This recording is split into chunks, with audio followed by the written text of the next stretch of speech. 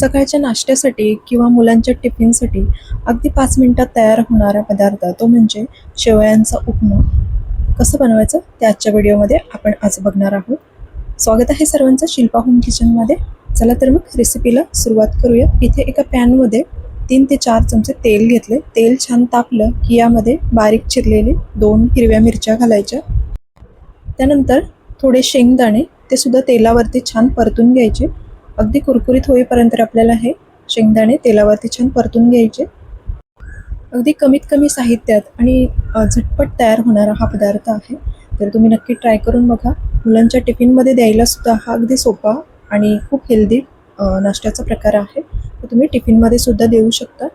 तर आता शेंगदाणे छान भाजलेले आहेत.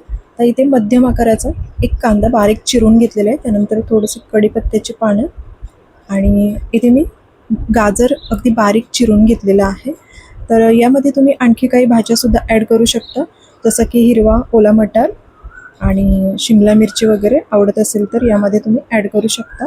तर इथे मी फक्त गाजर आणि कांदाच बारीक चिरून घेतलेला आहे. तर हे सगळं व्यवस्थित परतून घ्यायचं आहे. त्यानंतर थोडीशी हळद वापरली इथं. हळदीमुळे उपम्याला छान कलर येतो. तर हे अगदी 2 मिनटं मंद गॅसवरती परतून घेतले. आणि इथे मी 1 वाटी शेवया घेतलेल्या आहेत, ज्या थोड्या जाड असतात त्या शेवया घेतलेल्या आहेत. तर ह्या शेवया तेलामध्ये छान परतून घ्यायच्या. 2 ते 3 मिनटं छान परतून घेतल्या की मग जो उपमा असतो आपला तो अगदी मोकळा मोकळा आणि सुटसुटीत असा होतो. तर तेलावर छान परतून घ्यायच्या.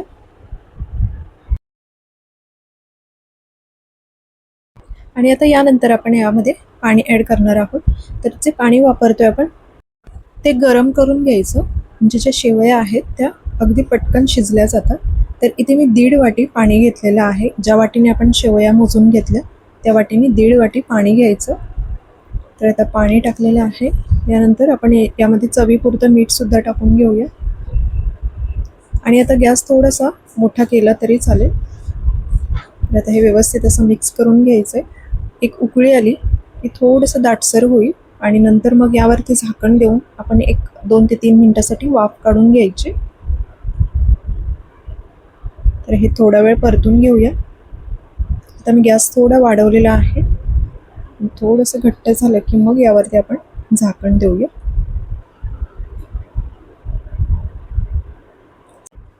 सकाळच्या गडबडीमध्ये नाश्त्यासाठी अगदी झटपट तयार होणारा हा पदार्थ आहे. तर आता बघू शकता आधीपेक्षा हे थोडंसं दाटसर झालेलं आहे. उपम्यासाठी शेवया वापरताना शक्यतो जाडवाल्याच वापरायच्या.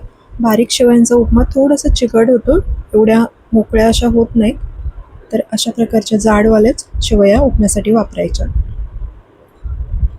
तर हे बघू शकता छान असं घट्ट झालेलं आहे. आता यावरती आपण झाकण देऊन 2 ते 3 मिनटं एक वाफ काढून घेऊया. इथे मी बारीक चिरलेली कोथिंबीर सुद्धा घालून घेतलेली आहे. आणि परत एकदा व्यवस्थित मिक्स करून घ्यायचं.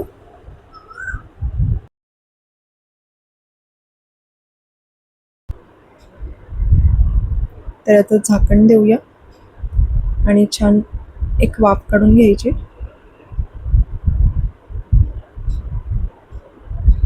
आणि बघू शकता आपल्या शेवयांचा उपमा छान तयार झालेला आहे. आता आपण प्लेटमध्ये काढून घेऊया.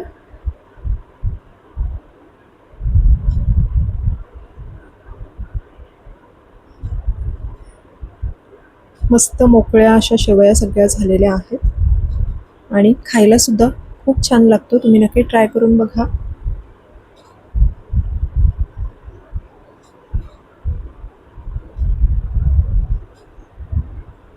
तर आजची ही रेसिपी तुम्हाला कशी वाटली हे कमेंट्समध्ये नक्की सांगा. व्हिडिओ आवडली तर व्हिडिओला एक लाईक नक्की करा आणि चॅनलला अजून सबस्क्राईब केलं नसेल तर लगेचच चॅनलला सबस्क्राईब करा अशा छान छान रेसिपी पाहण्यासाठी. तर आपला मस्त गरमागरम शेवयांचा उपमा तयार झालेला आहे. व्हिडिओ शेवटपर्यंत पाहिल्याबद्दल खूप खूप धन्यवाद. पुन्हा एकदा भेटू अशाच एका नवीन रेसिपीसोबत. थँक्यू.